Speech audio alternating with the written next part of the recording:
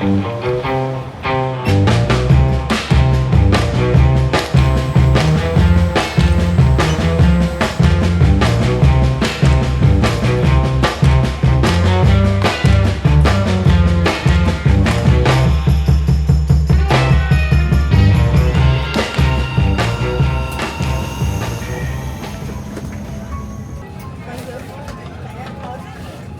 mừng quý khách đến với sân bay quốc tế Nội Bài, thủ đô Hà Nội. Bây giờ là 8 giờ 25 phút sáng, nhiệt độ bên ngoài là 29 độ C.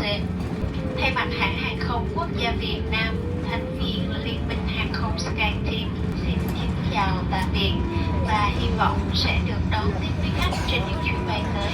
Xin cảm ơn.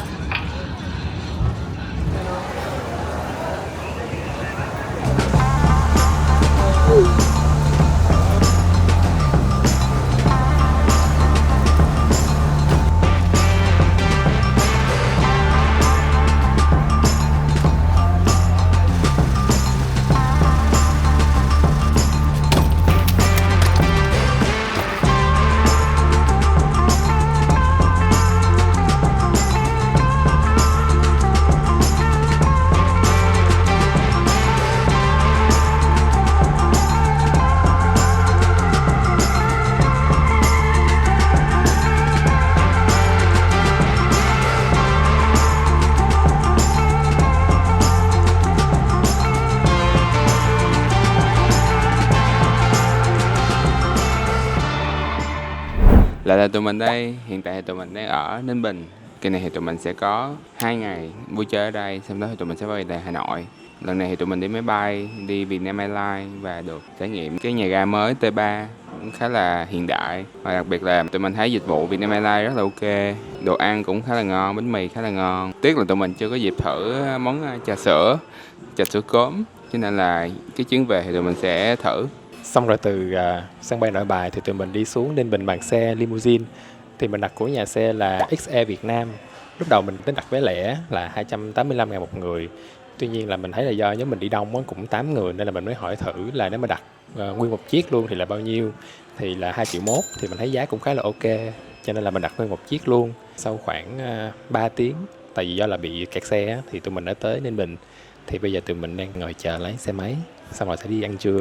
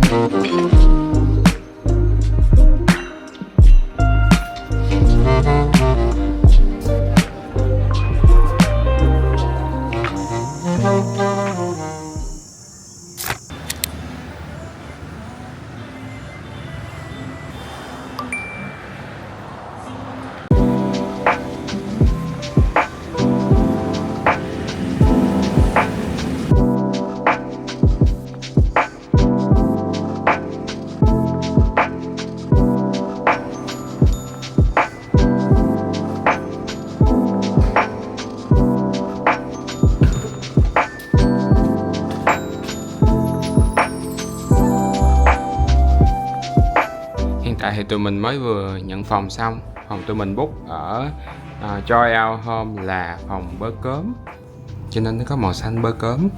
Phòng thì diện tích cũng vừa đủ, mình có thể trải dễ dàng trải vali. Có một cái giường queen size như thế này. Nội thất cũng khá là xinh, có một cái tủ và một cái băng ghế dài để coi view như thế nào. View nhìn ra đường chính cũng khá là chill. Tủ đồ khá là to. Và có nhà vệ sinh.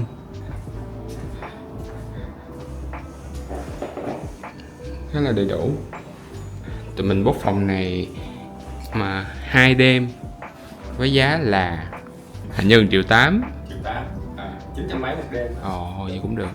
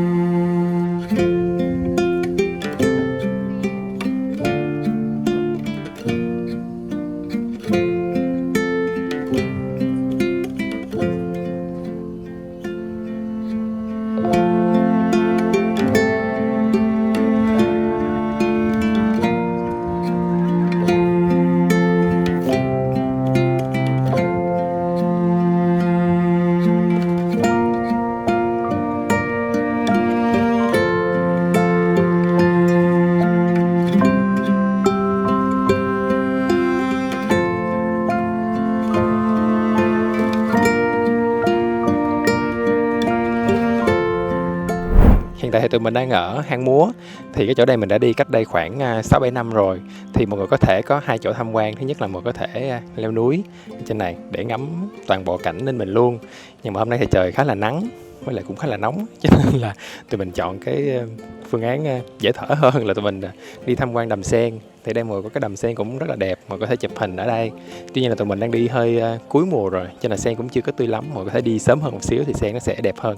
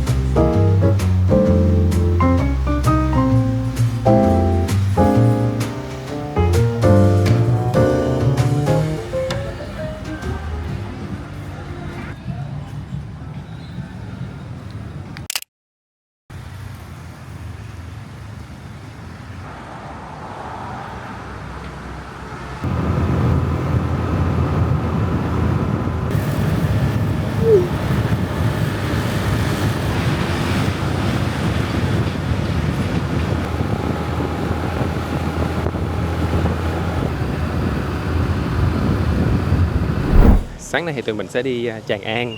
Vé thì tụi mình đã mua sẵn ở trên Klook rồi, 250.000 một vé. Thì tới nơi tụi mình chỉ cần scan code xong rồi vào cổng với lại lên thuyền thôi. Thì trên Klook tụi mình cũng có cái code là HT Klook, có thể giảm 5%. Thì nếu mà mấy bạn xài Klook thì có thể dùng cái code này nha. Tuy nhiên là đối với vé Tràng An thì không có dùng được, hơi tiếc. Tuy nhiên là đối với những cái hoạt động khác thì mình có thể sử dụng code này.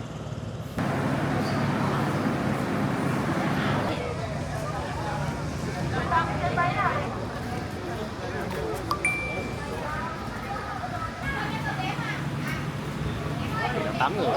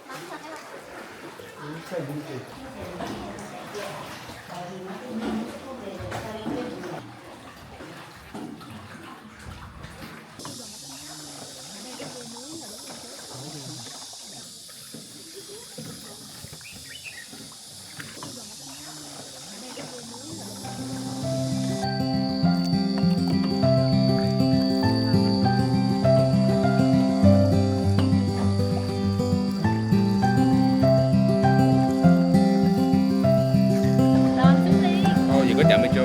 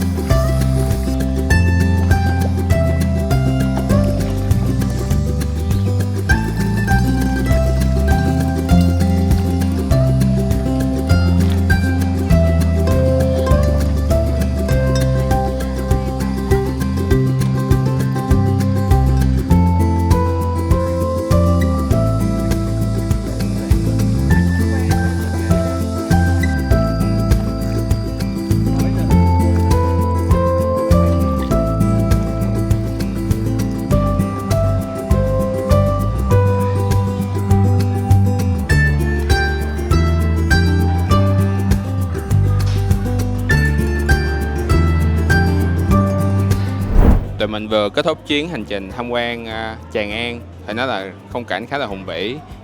May mắn là tụi mình đi với cái chú lái đò khá là nhiệt tình. Chú thuyết minh cho tụi mình khi mà đi qua những cái địa điểm như thế nào. Cái cung đường tụi mình chọn là đi tuyến 3 và về tuyến 2. Đây là cũng cái cung đường mà mọi rất là hay recommend. Mọi người khi mà đi Tràng An thì nhớ chọn cái cung này nha. Và tụi mình thấy đây là một cái địa điểm rất là đáng tham quan khi mà đi đến Ninh Bình. Mọi người nhớ đi sớm nhé. Tầm 7 giờ tới đây là sẽ rất là đẹp. Tại vì nếu mà đi trễ thì sẽ rất là nắng.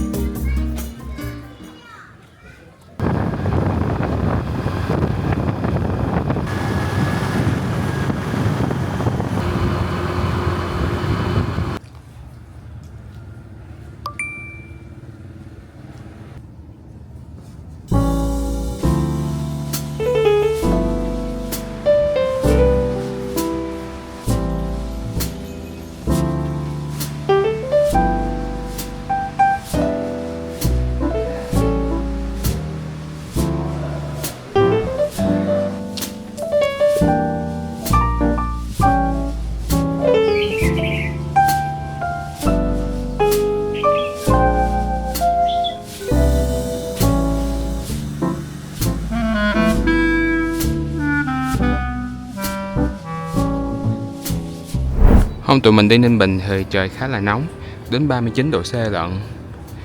Đến chiều 5 giờ rưỡi rồi nhưng mà trời vẫn còn khá là nắng và nóng. May là tụi mình phát hiện một cái quán này tên là Rêu, khá là nhiều cây xanh, rồi có tiếng chim hót, rồi vườn cây, rồi tiếng suối chảy nữa. Và đặc biệt là có phòng máy lạnh đó nha mọi người, nên là để trốn nóng thì mình có thể ghé quán này.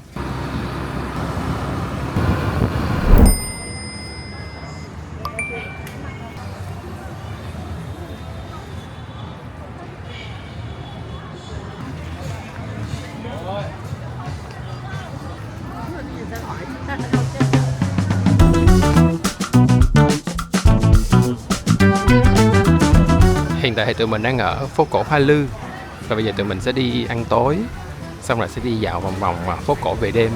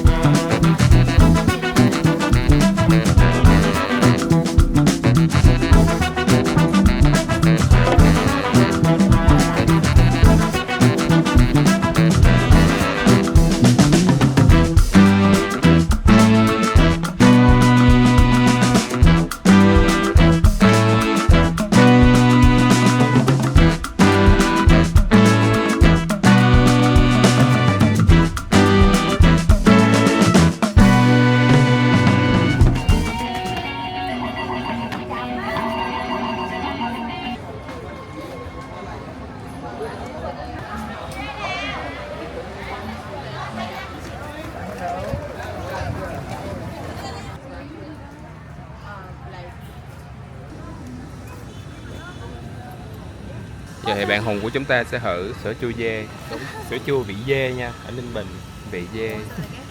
Hồi hộp quá. Sao bạn? Nó giống sữa chua bình thường. Nó cũng có mùi dê mà.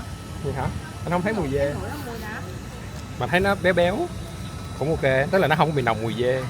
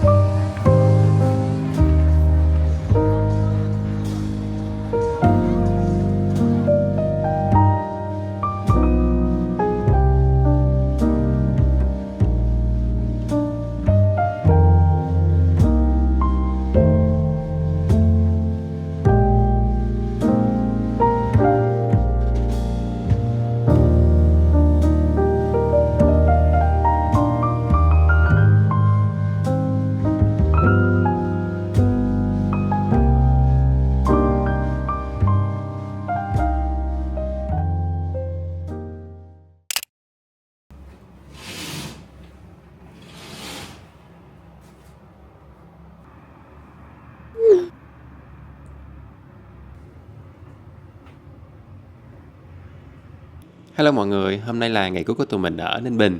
Thì sáng nay tụi mình sẽ đi ăn một cái món cũng khá là đặc trưng ở Ninh Bình, đó là bún chả quạt. Và sau đó sẽ đi trượt Tỉnh Cốc.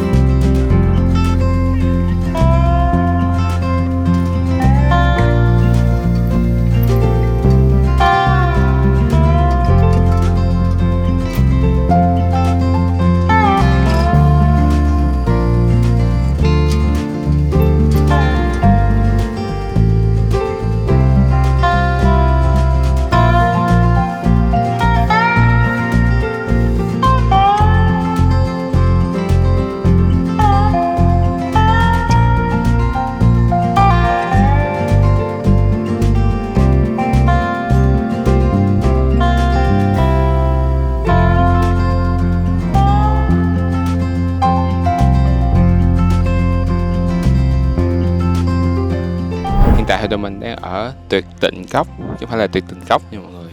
Khu này nó giống như một cái hồ ở giữa những cái ngọn núi đá vôi á, nên là ở trong đây rất là mát và rất là nhiều cây xanh. Khi mà vô đây thì mình mua vé vào cổng là 50.000 và sau đó mình thuê xe đạp thêm 50.000 nữa và mình chạy vào vòng bờ hồ thì rất là thoải mái, rất là mát.